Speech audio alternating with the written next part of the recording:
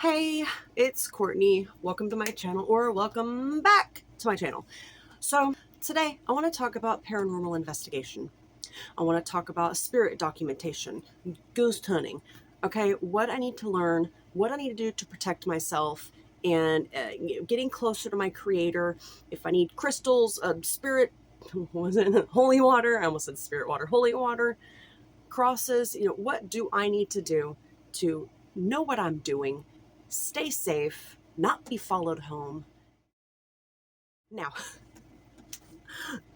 I went with my sister-in-law around 15 to 20 years ago, right?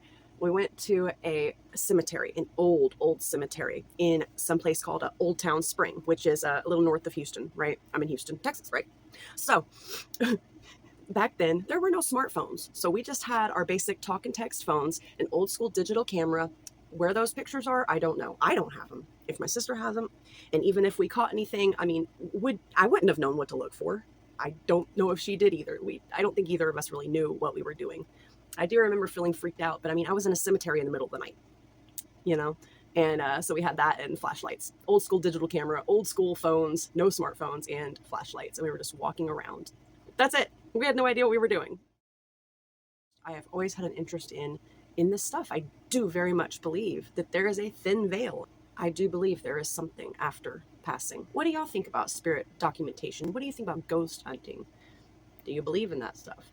I am so interested in what people think about it, and I am interested in trying it again.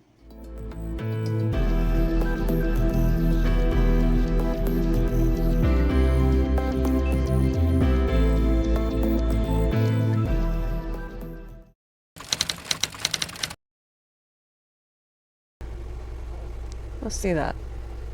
It's got a TV host and producer. Ghost Hunters Academy, Ghost Hunters Live, blah, blah, blah. Always part tabs. Question. What do you wish the audience knew? The amount of time we spent at each location. Sometimes we would be there for a month.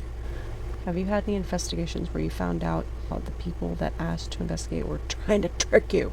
Yes, the Queen Mary. Neither one confirmed. But those two were the two that our evidence was messed with. Prior to the show, we had a few places try and pull one over on us. We are good at sniffing them out now. Here's a good one. Okay. So, after you investigated paranormal stuff, did anything when you were at home seem out of the ordinary at all?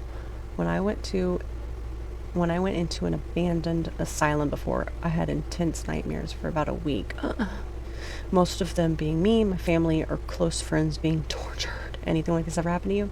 OP stated, in terms of the paranormal, nothing out of the ordinary. After traveling, whenever I get home, it feels a bit empty, lonely. Then I see my cat and she makes it all better. The most terrifying experience. In Enfield, Connecticut, in my early 20s, I witnessed a table slide forward and flip over. That same year, I encountered spontaneous fires in Cape Cod, Massachusetts. That's Massachusetts, right? This was a life-changing year for me in terms of the paranormal. I've never been terrified, startled for sure, but never scared. What do you consider the most accurate piece of paranormal equipment? OP says, thermal camera. If not misinterpreted, and must be used properly. The most widely misused pieces of equipment would be the EMF meter and laser grid. Oh my gosh, so the EMF meter is the electromagnetic frequency meter. It's just that little thing that it bobbles like the speedometer in your car, measuring the magnetic energy around an area. It's good for scoping out and determining the difference between, let's say, electronic devices or metals that are magnetic, that could be causing noises or interference, but you got to know how to read them. Me, I've never touched one or seen one in real life. And the laser grid, I've seen the laser grid. Don't know how to use it, but I get what it's for. What's the best evidence you've seen for the paranormal? This is the top one. OP says, Crescent Hotel taps evidence in Arkansas. Most indisputable evidence currently, in my opinion. Oh, the Winchester House. Have you ever investigated the Winchester House? By the way, that movie was watched under a blanket. Did I see the movie? I know I saw a documentary. OP Steve Gonsalves said, I have investigated the Winchester house. We spent a week there during season 2 of Ghost Hunters, one of the first cases with Dave Tango. Funny side story, Tango threw his flashlight through the Taps van window during that investigation. Right through it. Ha ha. Dang, I wonder why. How do you protect yourself against the supernatural? I have my own personal beliefs and haven't had any negative experiences with anything malicious, but I have close friends who have and have heard many stories of people being attacked in some way. So I'm curious as to what others believe in that helps keep the bad stuff away. Examples: using salt, religious objects, burning sage. I personally also believe that just telling whatever is haunting you to leave or tell them they do not have permission to be there dispels them pretty efficiently. It may not always work in certain situations. From the few people who do paranormal documentation investigation that I have been learning from, they have faith, right? Faith in our Creator. They are spiritual, not necessarily religious, but spiritual. They pray for protection. There's one that actually has holy water and blessed objects. I got out some stuff, just things that I happen to have from over the years. A little cross. I wish it, come on. They're not blessed or sprayed with holy water or nothing. And I have this one. Yeah, this one's silver too. Oh, this is awesome. Real wood, carved, made, and the back was left, kind of cool, but still, what's that stuff? Lacquer over the top, polished, whatever. I grabbed this as an example for some holy water. Oh, it's like you get the holy water. Where do I get holy water from, Catholic Church? Is it only Catholic Church? And then just, spray it around. I don't know. I did talk to ChatGPT earlier, so I asked him for some info. Amethyst calms the mind, boosts intuition. That's all I wrote down, but it did a little more than that. So I do have this little guy. It's the inside of a geode, but it is real amethyst. My necklace is amethyst. And then, I don't know what this guy does, but it's just a little thingy of quartz. I've been told it works for protection. I just don't know what kind of protection. And then I have a few things. Pyrite. Polished pyrite. Get in my hand. Radial pyrite. Isn't that cool? The bottom. That's the top view. And then the last one is mica schist. I don't know. Mica, M-I-C-A. S-C-H-I-S-T. So mica schist. I don't know. But it looks like it's just a stone, but look how shiny. This is mica. I don't know what the heck mica does or is, but that's it. Obsidian, which I don't have, but I am getting. Tiger's eye. Helps with courage and confidence. And obviously there's smudging, using sage to smudge, as well as something called black tourmaline, one of those. We all know obsidian. They strengthen your mindset protection, so that you can have a strong intent when you go on these investigations. So I have those things I wanted to show. And I could always get the right crystals and get some items blessed, get some holy water if I can.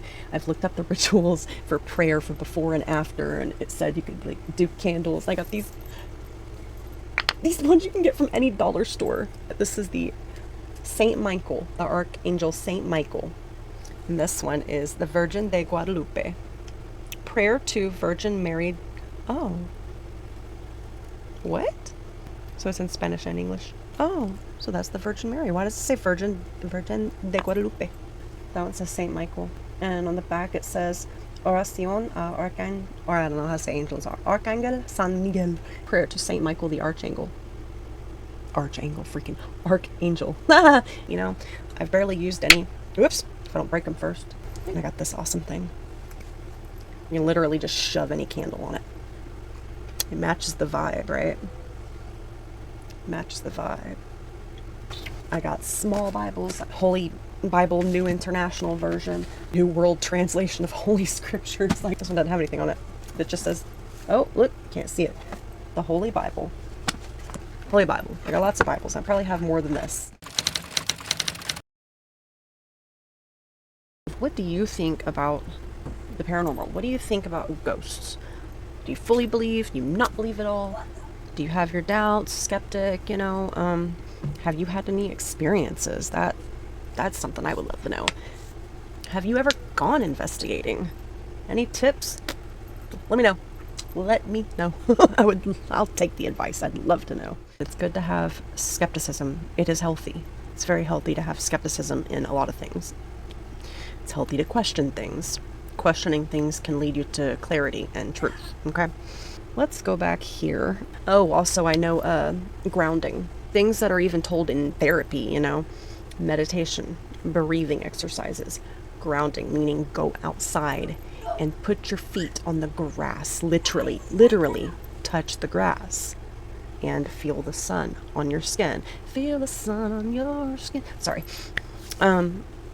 Grounding, So this commenter said, I personally also believe that just telling whatever haunting you to leave or tell them they do not have permission to be there dispels them pretty efficiently. May not always work in certain situations. This person said, that's my experience. And lots of other people report the same thing. It seems most stuff can be pretty easily banished with nothing more than asserting your own power and authority. I don't know about banishing, but that's having that strong and clear intent. Why are you there? What set boundaries? What are you willing to accept? What are your boundaries? What are you not willing to accept? You have a purpose and you draw clear boundaries, whether in your mind or said out loud. I will definitely say them out loud for anything hearing me. The freaky thing, I guess, is we don't know about the other side. It's like that thin veil. I mean, it's like walking in a minefield. I don't know. It's like seeing a door in the middle of the forest. Just a door, opening it and walking in. You don't know what's on the other side. What's going to happen? It's like we have no idea what's going on. The uncertainty of it is pretty terrifying. It's like, in one sense, I kind of feel like I have to get over the fear and uncertainty in order to investigate, but I don't think that's possible. I think there's always going to be a little bit of that, but you have to get used to it, but definitely not just going out and doing it. You need to prepare. Some things that I'm trying to learn and figure out. I definitely want to be protected. I sure as heck don't want an attachment or to be followed home, and I'm quite apprehensive. That's why I'm choosing to not do anything yet. I don't know when I will. Some urbex, maybe, if I see some cool places, which I do all the time.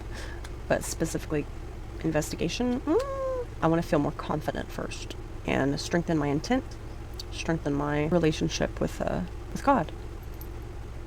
So if you've made it this far, I want to thank you for watching. If you've enjoyed the video, please give it a like. It helps. And if you have any, comments, opinions, critique, advice, definitely comment down below. I thank you so much for watching. I appreciate it. And till next time. Bye. Bye.